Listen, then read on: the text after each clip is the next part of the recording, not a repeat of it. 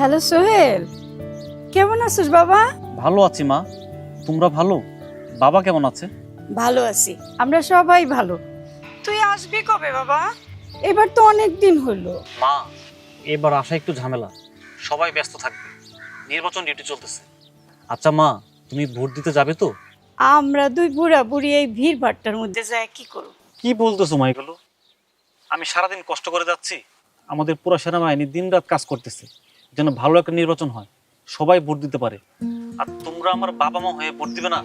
এটা হবে না। অবশ্যই যাবে তোমরা, তোমাদের কোনো সমস্যা হবে না, সবাই ভোট দিবে। আচ্ছা বাবা, আচ্ছা যাবো। তুই ভোট শেষ করে তাড়াতাড়ি বাড়িতে আয় বাবা। ঠিক আছে মা, রাখি তাহলে। আপনার দেশ আপনার অপেক্ষায়, আস্থা ও বিশ্বাসে বাংলাদেশ সেনাবাহিনী।